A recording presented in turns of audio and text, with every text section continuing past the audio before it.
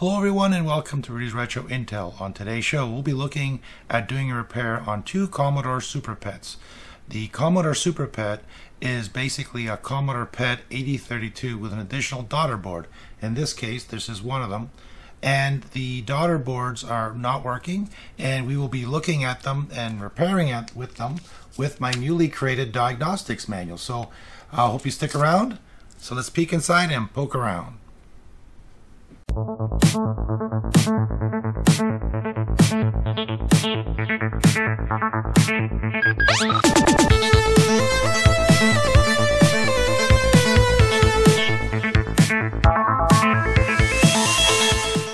So before we start doing the actual repair on the SuperPET side of the computer, we have to look at the main board. This is the motherboard that sits inside the SuperPET. It's a board from the 8032 computer. So it's this board, and then you have the SuperPET board that sits on top, and then this cables plug in, etc. Let's see if you're seeing it on the screen. There we go. So this sits on top, it plugs in. It's got the 6502 and the 6809 processor. So it's a dual processor board. But before we can look at this board for repair, we need to look at two things on the 8032 side. Now, in this one here, you can see we have a cable here. This cable plugs into the CPU socket, and the CPU is then placed on the daughter board. So the 6502 is pulled out and it is put here. So again, this goes in here. Now, in order to make the 8032 motherboard work as a SuperPET, you need to have two changes. Well, you need to have a couple of things. Really, you need to have this ribbon cable that goes from the CPU to the second daughter board. You need to have this power cable. There's a cable here that provides power to the daughter board, which has two connections here, and that's fine. Now there's a second thing that you need to do, and that is on the back side. So on the back side here, Commodore has made a mod where they've taken a signal from this chip here. I believe it's a clock signal, and it's routed up to the CPUs. And you figure, well, why is it going to the CPU? Well, that pin on the CPU is not used, and so it allows that signal to be sent through the cable up to the daughter board, and then from the daughter board it's used here. So that is required. Without that, the SuperPET, it will not work. The other thing is that this is the character ROM. Now the character ROM provides, the character, the pesky characters on the screen that you type, you can see. Now this one works fine on the 8032. However, you need to replace it with another one, and what it has two sections. The first section acts and behaves like the regular 8032, and the second half of the ROM is ASCII, and it provides ASCII characters, and it provides the ability for the daughter board to work. Specifically, you have the a USB port here, so you can connect to BBS or a computer as a terminal, whatever you want. But you need this replaced, ensuring that it has both the, let's call it the SuperPET information and the regular 8032 PET information. So with that being said, this board does have the mod on the back. So let's hook it up and plug in the daughter board and see what we get. So for my setup here, I'm going to be using the PET. This is a 8032 PET. I'm going to use the power supply that I can run out through the side because there's a lip underneath. And I'll be using my trusty,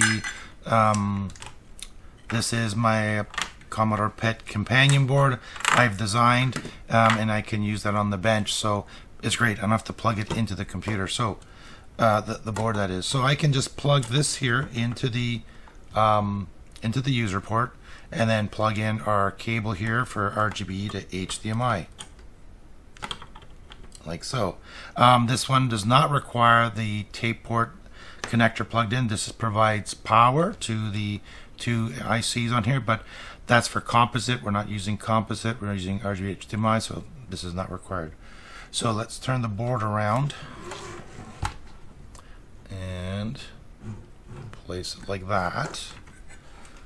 All right, get things all connected here. turn on my monitor. On the corner there, you're going to see my monitor powering up. And let's plug in the power to the motherboard here. Alright, so we have this plugged in, and now I'm going to connect the, let's see if we can get this better into view. So I switched to a separate camera, so let's see if that works better. And first you have to plug in the power. This is the power cable that goes in there. I'm going to place it. I've put these stands. These are nylon stands that you can get from anywhere. I put them on because it comes with metal stands, and it's kind of a pain to work with on the bench. So I just put those on, and the board lines up. I don't have to screw anything down because we're going to be moving and unplugging and plugging things in again. So this goes in the back, and again, so that is all connected up. So I think the next thing to do now is let's plug in the monitor, the power, and let's turn on and see what we get. Oh, before we do that, there's another thing we have to plug in now. This is the switches. So there's two switches on here. The first one is for selecting the CPU. So they want 6502, or down is the 6809. Is that coming up? Let's see. 6809, 6502, and then programming. Now, for this repair and diagnostics, we're not going to be using the program. We're going to be using 6502, 6809, and this other switch here is for read-write, read-only, and programming. This is for, I believe, the memory. So we're going to leave it at read-write and use the 6502 and the 6809. And this plugs into the side right here. So that goes in like that. We have our switches all set up. So let's power up and see what we get. So we get a green screen. Let's see if you can see that better. So this is the screen that we're getting. We're just getting a green screen on power up. Now let's switch 6809. Oh, on the 6809 side, we are getting these bars. These bars indicate something. So let's power this off, and let's go look at the manual and go from there, and then we can come back and do the actual repair. Okay, so before we start, we'll take a quick look at this manual I created. The manual is for the Commodore Super PET SP900. It's a 2-board version, and I created it this year in September. My revision of my board is revision B, and also the revision A is very similar, just that there's some jumper wires that are different. But getting back to the 2-board version, so my board and the boards I'm working on are 2-board version. 2 boards meaning that there's the 8032 motherboard and then one daughter board, giving a total of 2 boards. The other version, which is an older version, is the 3-board version. So there's the 8032 motherboard, there's the CPU motherboard, and then one more on top of that, which is all the memory, and that's the 3 boards. So that's a 3-version board. Do a shout out for Chuck and Dave. They provided some technical help. Dave provided some of the boards that he has for references, because I only had the one board. He provided some of that so I could get my board up and working. So big thanks to him and to Chuck for his support and knowledge on the Commodore computers. Check out their links. I'll put them in the description of this video. The first section here, real quick, this is the 8032 motherboard. I've done a video on repairing the 8032 motherboard, so look for that. I'll put a link again in the description. And this is basically the setup. We have the ROMs, the RAM, character ROM, CPU, CRT, etc. And it's all listed on there. This is the jumper wire that's required on the back of the 8032, as I mentioned earlier. It goes from pin 1 on the LS393 to pin 17 on the pin 635 on the 6502. And the next thing is the character ROM. So the character ROM, this is the character ROM. It needs to be replaced if it's the original 8032. So it's made up of two halves. The first half is the original 8032 PET character ROM, and the second half contains the true ASCII character set and the APL character set. So without this special ROM that has two components in it, then your SuperPET is not going to work. Next is the picture of the board itself. We have the 6502, 6809, the ribbon cable, power, serial port, ROM locations, and RAM, and then the switches. And then some information regarding that. I'm not going to go through the whole manual because it's going to take too long. We talked about the switches, how we're going to be using the 6502 mode and the 6809, and we'll be leaving this in read-write mode.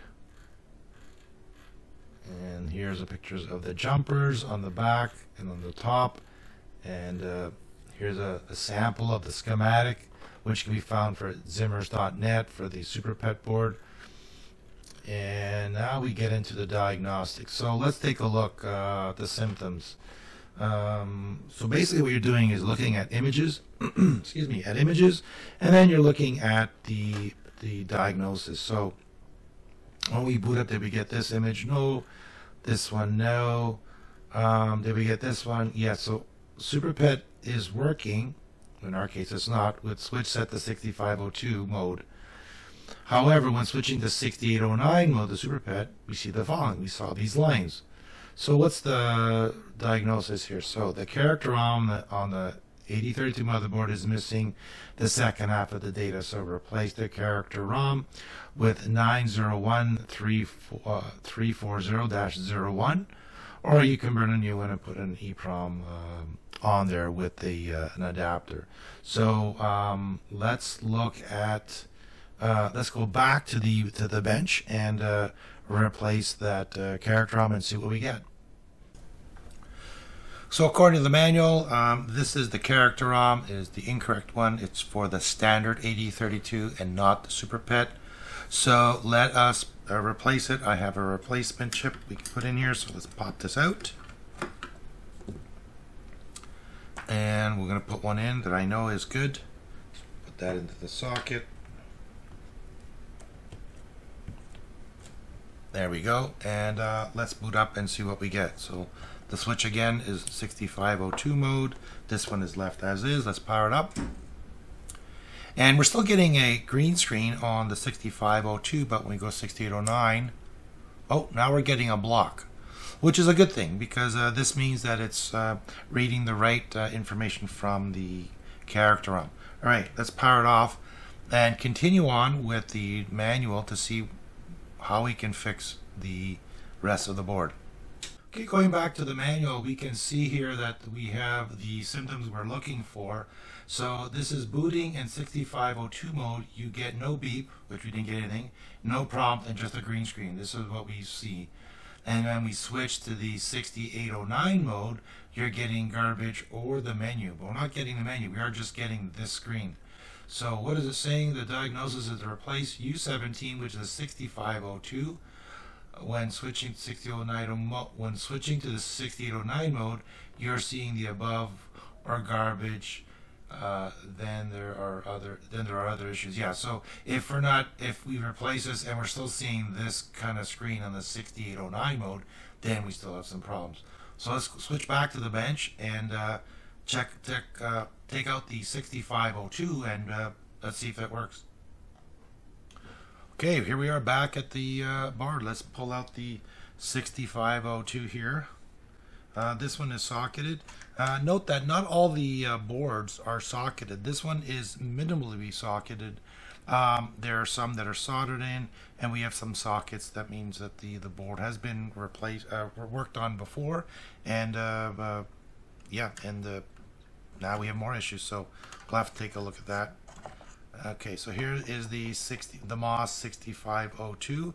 So we'll pull that out, put that there, and I have a known good 6502, and we'll put that into the socket.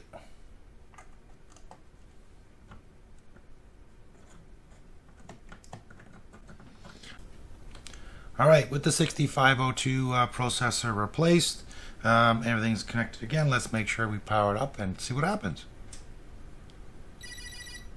Oh, we are getting a chirp, and we have the video. See, we can see we have now the Commodore logo. Let's switch to 6809 and see if that works. So this does not work. But switching back to one or the other 6502 mode or 6809 mode resets the machines. That's why you hear it chirping.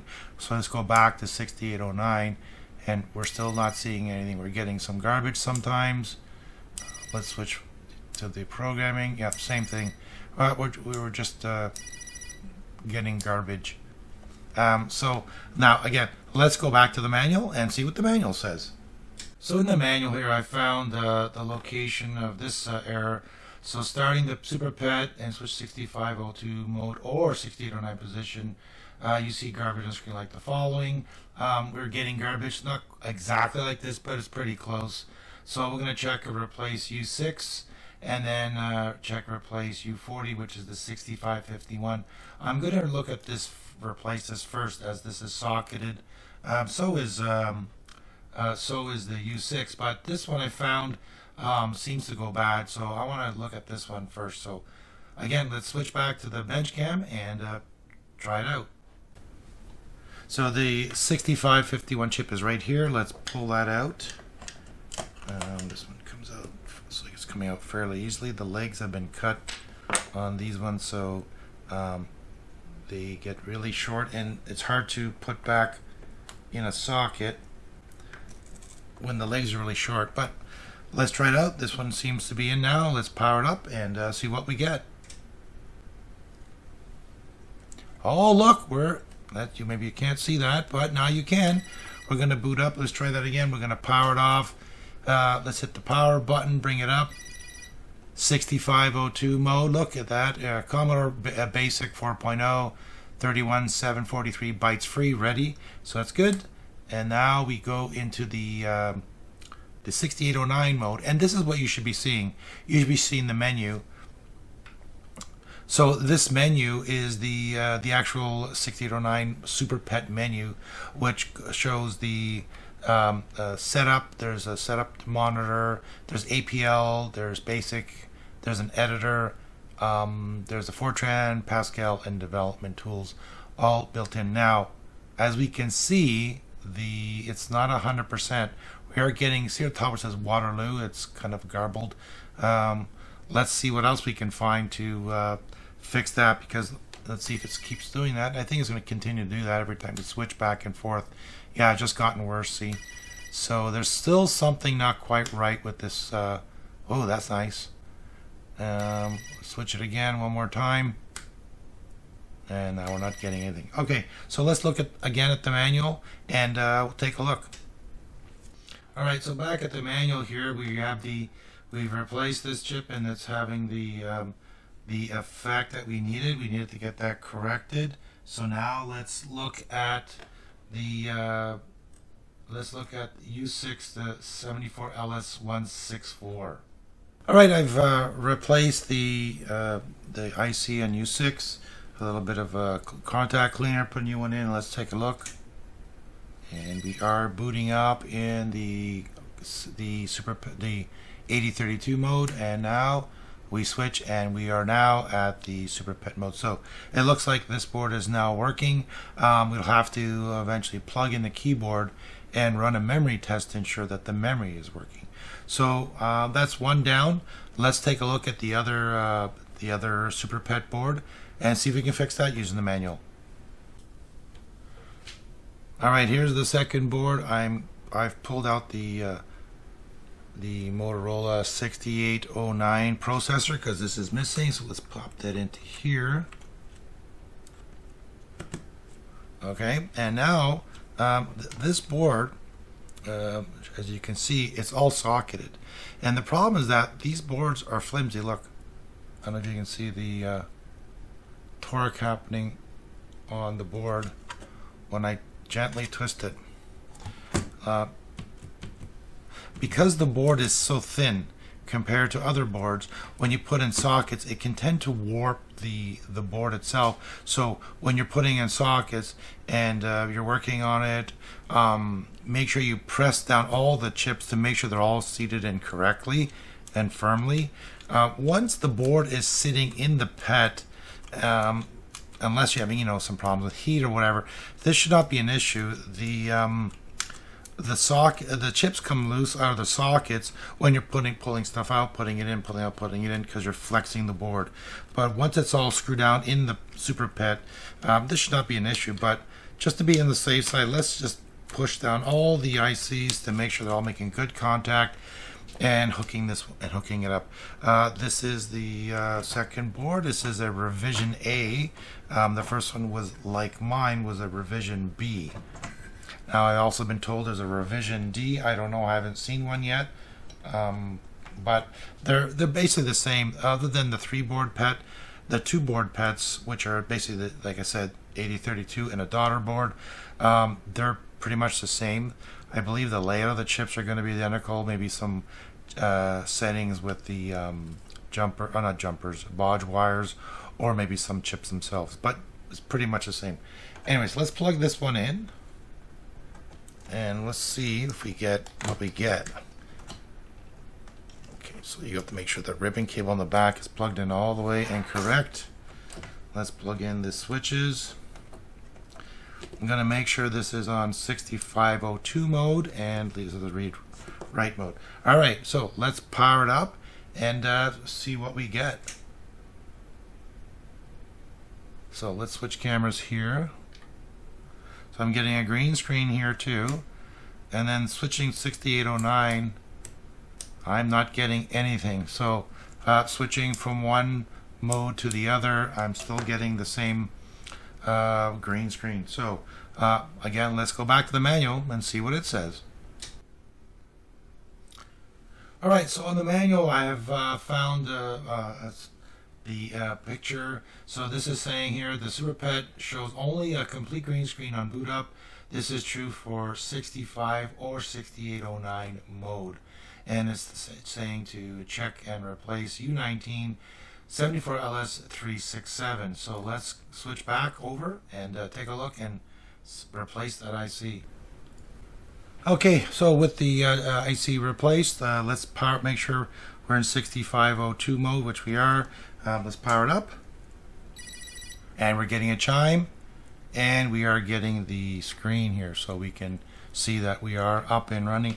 Let's switch it to the 6809 mode. Is not happy. It is also having some problems similar to the other one, but let's power it off, power back on, and again. So let's look at the manual one more time and see if we can figure this out. So on the manual, we are seeing here 6502 works, but when switch 6809 you get garbage screen, keyboard not responding.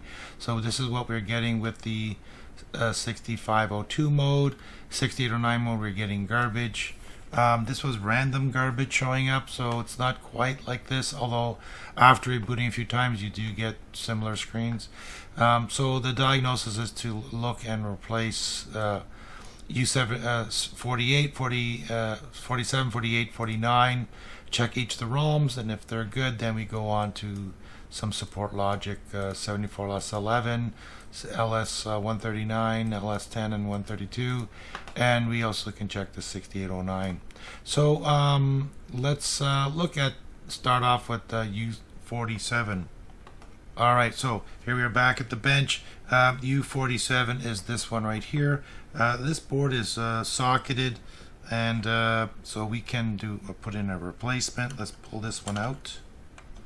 There we go. Again, very short legs, hard to put on. Let's make sure the ones are pushed in nice. So here is my replacement. Whoops. Here is the replacement that I'm using. I have a set of these ones, and what it is, it's a board that converts the existing ROM to an EEPROM, and it's the 23XX adapter, and it's by Retro Innovation. So www.goforretro.com. I will leave a link of that in the description. So basically it can replace the ROM. All you just put in an EEPROM. I'm using a 2764, and so you just take the image, double it up, triple it up, quadruple it, whatever the size is, to make it 64, burn the EEPROM, and then pop this in. So let's hook this up in here and make sure that's good. So let's turn this thing on and see what we get. So we're good. We're still booting in the 6502 mode, and look at that. Now we are in the SuperPET mode. So this looks nice and clear. So again, the diagnostics showed that the problem was the one of the ROMs, yeah, so quite helpful. The board is now good. So the next thing, and pretty much the last thing I want to show you, is the PET board that has three boards. So it's 2 daughter boards. So it looks like this, but a little different. So let me set that up and come right back. Okay, so for the three board version of the SuperPET, it comprises of 2 boards. So this is obviously the 8032. This is the next board. The board here has the serial port on here, the ROMs, the 6502 and the 6809, and some voltage regulators and support logic. So this one would sit on here, but before we do that, there's a cable that plugs from here into the bottom board. So let's connect that up first.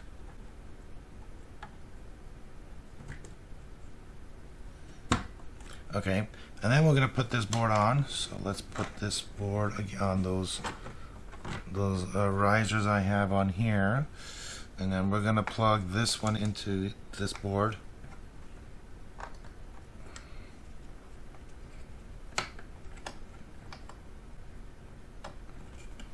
There's a lot of wires and cables to plug in on this version. So okay, and then we have another wire, another ribbon cable that goes from this lower board to the upper board. But before we do that, we have to do a couple things.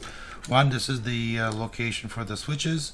This is the switches for the 6502 and 6809 modes. The power supply is different. So the power from the PET actually plugs into the top portion of the board. So this plugs into here.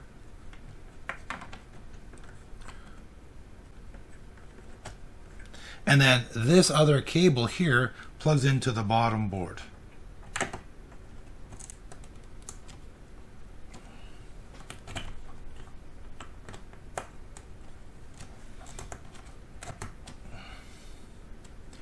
All right, so excuse me. So the bottom board is now connected to the the lower board. I call it the lower board, and then the PET is plugged into here.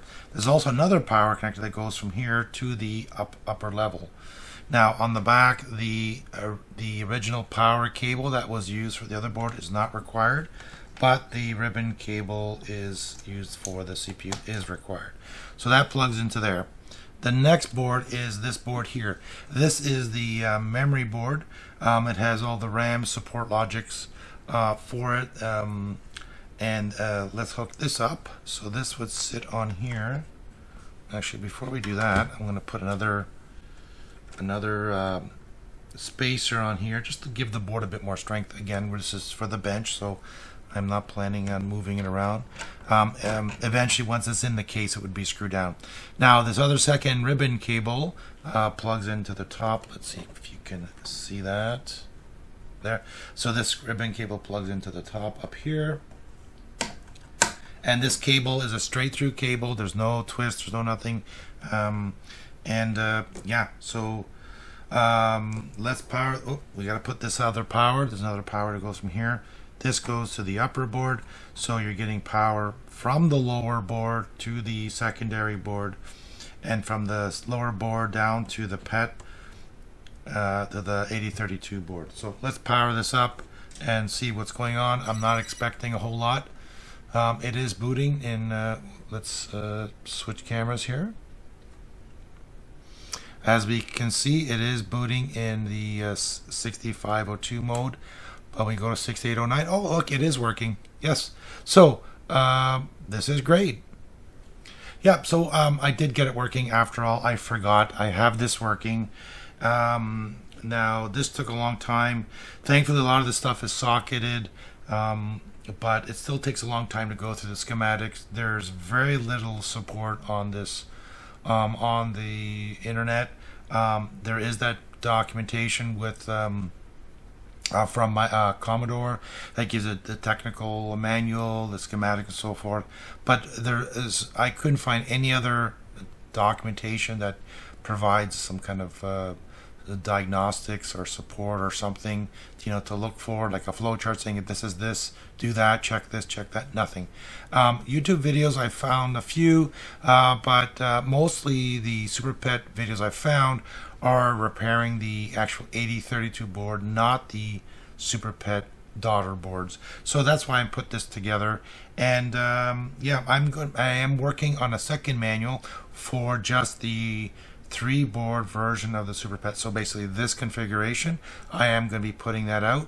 The manual that you saw in this video will be on my GitHub, so you can check the description, go to the GitHub, take a look at the manual, download it, and let me know if this is if you find anything that's either incorrect or you want to add to the documentation. I call it a quote unquote living documentation, as you never know what other problems that I've missed and have come up and they've been diagnosed. I would love to add them to the video. Now, if you want to see how I repaired the 8032 motherboard on a previous video, take a look somewhere on the screen here. It'll pop up. And thanks so much for coming. Smash that like button and hit subscribe. Talk to you later.